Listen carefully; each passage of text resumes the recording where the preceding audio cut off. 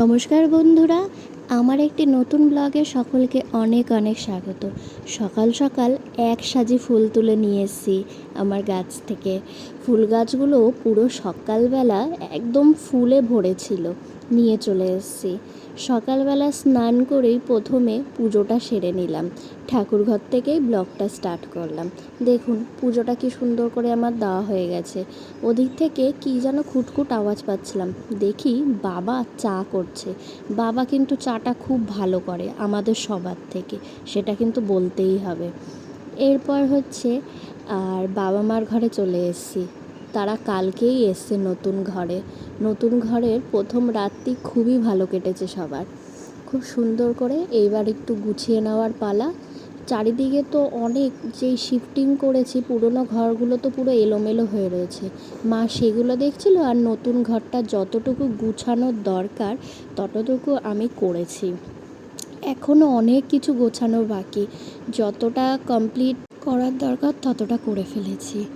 আর হচ্ছে আমরা শিফটিং করার পরের দিনই বৃষ্টি নেমেছিল খানিকক্ষণের জন্য। ভাগ্যিস আগের দিন আমরা ঢুকিয়ে দিয়েছিলাম। এবার হচ্ছে ঘরগুলো ঝাড় দিয়ে তাড়াতাড়ি মুছে নেব। তারপরই তো আবার ঢুকবে কেবিলের লোক, কেননা টিভি তো মা বাবা সন্ধেবেলা হলেই চাই। আর আজকে দুপুরে পাট শাক করেছে, আর লোটে মাছ করেছে আমার আর দাদার যেটা প্রিয়, আর চাটনি। এদিকে চুলগুলো আমার উড়ো বুড়ো হয়েছিল, শরীরটাও খুব খারাপ লাগছিল। মা বলছিল আয় আমি তেল দিয়ে দিই। পুরো মাথা জুড়ে তেল দিয়ে দিয়েছে। একটা ভালো ঘুম দেওয়ার পর সন্ধ্যের আগ দিয়ে উঠে গেছি, তখন আর কি করব, একটুখানি ডোরেমন দেখছিলাম। টিভি দেখতে দেখতে এই দেখুন রাত্রেবেলা মা বাবার ঘরের ভিউটা আমার কিন্তু খুব ভালো লেগেছে। লাইটগুলো এত সুন্দর করে পড়ছে, খুব সুন্দর, ঘরের একটা মিষ্টি ভাব চলে এসছে। রাত্রেবেলা আরও সুন্দর লাগছিল। এত কষ্ট করার পর ঘরবাড়ি যখন করেছে, বাবা মা না কতই খুশি বলুন তো। আর এই সাইডে বাথরুম আছে, বাথরুম আর কি দেখাবো।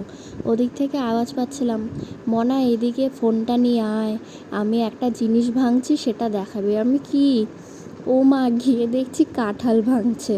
বলছে যায় কাঁঠালটা পেকেছে, আমি ভাঙি, সেটা তুই একটুখানি ক্যামেরায় দেখা।